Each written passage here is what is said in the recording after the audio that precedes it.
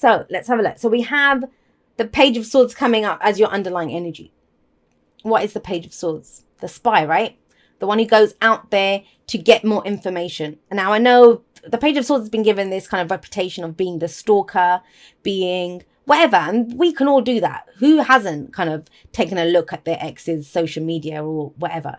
This is about getting more information. But the thing is, think about that. Think about that example that I just gave. If you're checking out someone's social media, is that really going to give you a true picture of what's going on with that person? Think about it. Most people, they post the highlights of their life on their social media. They're not going to show, although there are some people, I have seen some people that post everything, but most people don't. And that's the thing with the Page of Swords. He gets information, but it's about understanding what it truly means. We don't always fully understand the information that we get when the Page of Swords comes up. So I always advise that if you've got this kind of energy, if you've come into some kind of information, chances are you don't fully understand it. You don't fully understand it. It's really strange, actually. It comes to mind. And whenever I'm reading, I always come in blank, right? Blank slate. I don't think of anything. And any kind of story, any kind of memory, a comment, whatever that comes up, it's part of the reading. And I actually had I think she's a Capricorn, actually, that sent me a message this morning about one of my podcast rambles. Now, first of all, this is a person who I kind of put this person in the category, and I don't usually categorize people, of they want to just speak their truth, but they don't really want a response. First of all, there's that. Secondly, that's what she actually said to me about the podcast ramble, was that she didn't understand it. Basically, her comment showed that she didn't understand what I meant for the whole manifestation thing. And it's understandable. There's a lot of people that don't understand manifestation. It's something that we talk about a lot. But she didn't ask me the question. She gave me a counter argument to what I was saying, which I found very interesting. And that's the kind of action that we can take from the Page of Swords, where we're acting off the information, but we've not understood what the information meant. Instead of asking for clarification, we react from what we think we understand. When the Page of Swords comes up, it says, no, more information is needed. Now, think about this. Think about this. For you, yes, more information is needed. What is it to do with? There's a lot of cups coming up here. There's a lot of cups coming up here. So it feels like there's something or someone around you right now, with the Knight of Cups is coming up as the focus. And who's the delusional romantic, right? Someone who's offering you the sun, the moon, and the stars. And you're like, I don't know if I trust this person. I don't know what they're offering. Because that's the thing with the Knight of Cups. He is the dreamer. I mean, he's riding a bloody unicorn over a rainbow. Think about it, right? And yet, he comes from a pure emotional place. He's very much about pursuing his emotional, like what's going to make him happy. That's what the Knight of Cups does. So you're well within rights here to say, well, hang on a second. That looks a bit too good to be true. Both of these energies say that. It's too good to be true. It's too good to be true. But is it? Because the Page of Swords would say, you don't have all the information here. More information is needed. Now, I kind of get the sense this is not something that someone else is offering you. It's not to do with that. This is looking at your own dreams, which is kind of strange, right? Because where do you get more information about your own dreams? Well, we'll see. The reason I'm going down that route is because we have the Hermit here. The Hermit is coming up as the past energy last week, last month, last year, whenever, right? And this talks about taking a step back.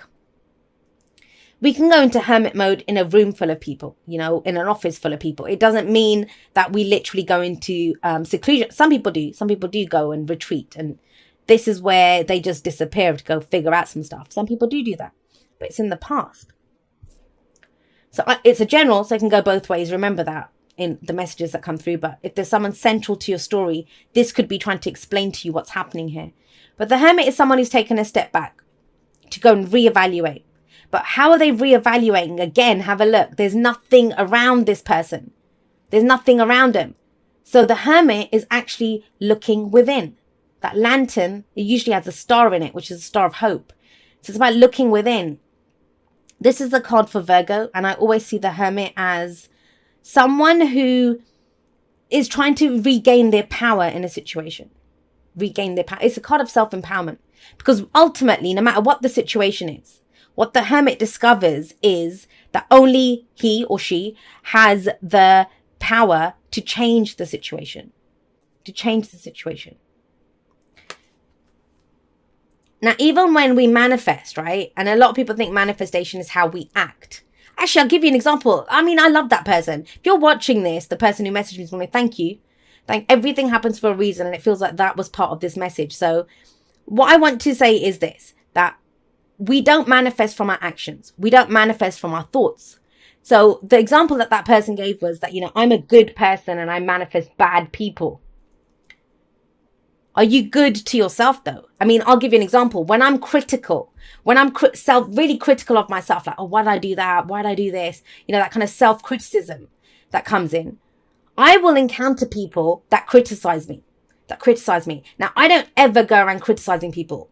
I'm very much live and let live. Everyone has their own truth. You do you, boo. That, I will just see if you're crossing my boundary, if it works for me or not. But I don't ever criticize or judge anyone. And yet I encounter people like that. Like does attract like, because they are treating me how I'm treating myself. And that's important to remember, because we have the Ace of Cups coming up in your present. What is in your cup? What's in your cup? This is the opportunity to begin a new emotional cycle. Now, what does that mean?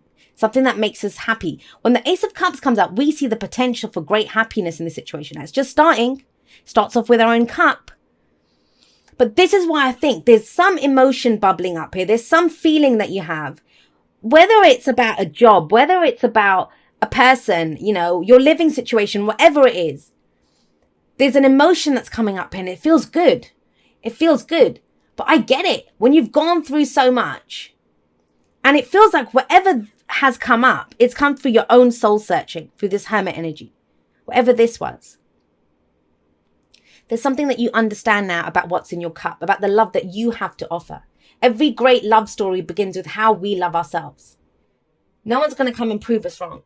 If we love ourselves and respect ourselves, we teach other people how to love and respect us. And yeah, sometimes you'll meet people that disrespect us, and then it's a chance for us to prove, do we truly respect ourselves? Will we reject this based on what we know about ourselves?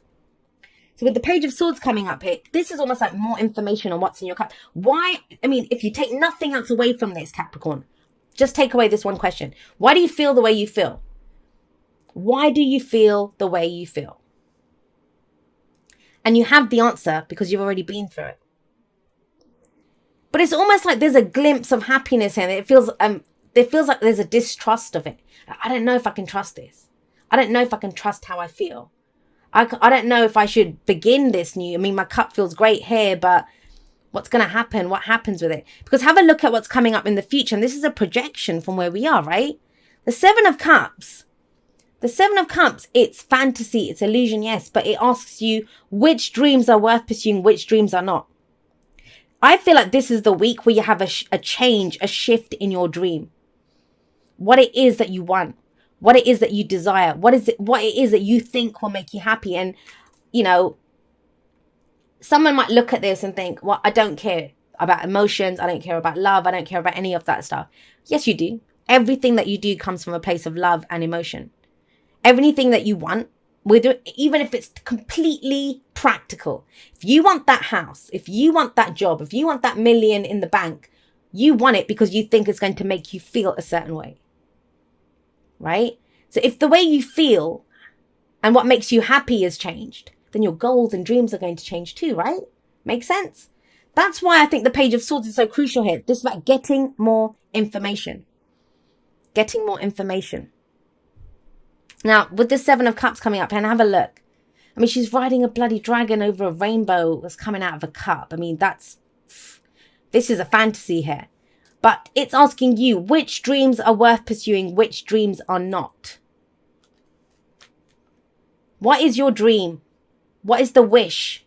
Because I feel like it's changed. It's changed. That can be very disconcerting. Yeah, it can be. Think about it. If all you've ever wanted is to get a great job with a pension, or you've been studying something, or, whatever, then if all of a sudden now you think, well, I might like to get married, that's going to throw you for a loop. It's going to be like, no, what am I doing? But it's trusting how you feel, trusting what's in your cup. That's why that's so crucial with that here. Getting more information about what's in your cup. Pages are they're the least experienced of the court cards. I see them very similar to aces, actually. So the Page of Swords is going to be very similar to the Ace of Swords. We have an idea. We kind of know what it is, but it's about fleshing out what the thought process is, fleshing out the information, changing our perspective, figuring out what is truly going on with my cup, with how I feel. Because when you figure that out, then you'll know which dream is worth pursuing, which dream isn't. Because until you know what's in your cup, how are you going to know which cup matches yours? That's when people try to link up with any old person, because they don't even know what their own cup is worth. They don't know what's in their cup, and they will audition anyone for that role of boyfriend or girlfriend or business partner or whatever.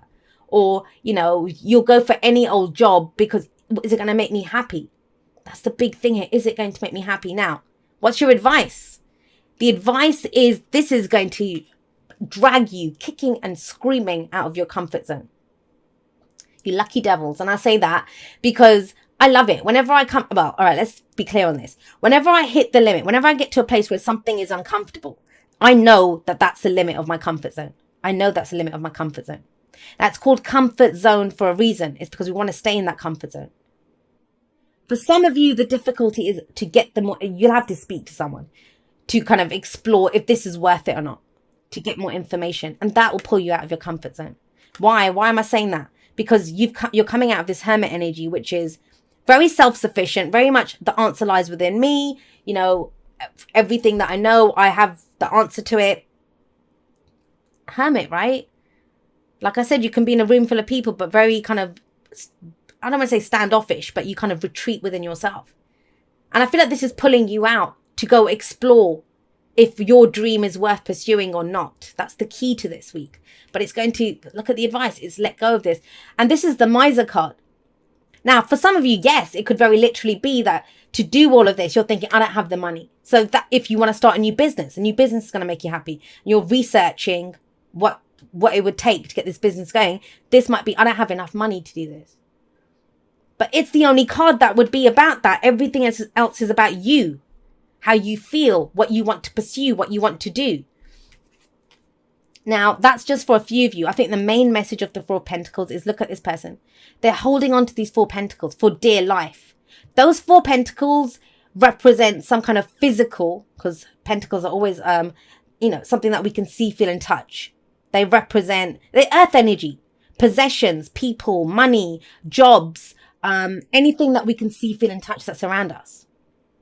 And it represents our security. We do not want to be vulnerable. So this person holds on to the Four Pentacles that they have now. That's great. It's very good to know what is of value to you. However, whenever fours come up, there is no change. There is no movement. And this card says that more than anything. So what the Four of Pentacles is saying to you, if you hold on to what it is that you have here, you'll keep it. You won't lose what you have, but you won't get more.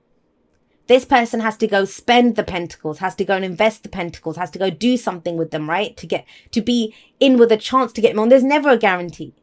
There's never a guarantee. And that can be hard. I said this to someone the other day. Who was I talking to? I think it was a Taurus. And I said, look, what was coming up in the conversation was that, look, the kind of downfall is that unless you guys see it in front of you or you can hold on to it or grab it, it doesn't exist to you. It doesn't exist. Like you kind of can become, and obviously it depends. I'm talking about pure earth energy. No one is pure earth energy. Even I have a Virgo moon sign, so I can be like that. But unless we can see it, the practical results or see the plan or what's going to come out of this, sometimes we don't believe that it's real. And that's what's pulling you out of your comfort zone, because this is all heart energy, thoughts, information. What do I need to know? What do I need to communicate? What questions do I need to ask? And it's pulling you kicking and screaming out of this hermit energy. Sorry, Capricorn. Fun though. Figuring out what it is that you love and where you want to take it. And it's new. Now, of course, aces can be a new beginning within an existing situation. But even then, more information is needed with that Page of Swords coming out. And that Page of Swords may be overheard conversations, information that you come across, but it will give you that edge. I think you've done, and trust me, as a reader, I have to give the opposite advice to people usually, which is go within, look within, what do you want, what are the answers within you? You've come out of that. Everything that you could have done with yourself, it's there. It's done. You have that foundation now within yourself to go and express, to, have this cup, to hand it maybe to someone else, to make an offer to someone, or to accept an offer. Doesn't have to be romantic. Thank you so much to everyone that's been there with me. Whether this is the first video that you're ever watching of mine, or whether you've been there with me from before YouTube was even a thing in the Aquarian Insight world, because I've had my website for quite a few years now. Some of you followed me on there when that was all that I was doing. I'm so blessed that you guys are all a part of my journey, and totally and completely honored that you would make me and my messages a part of your journey. I never take that for granted. So I love you guys very much. I will see you next time, but that's all for now. Goodbye.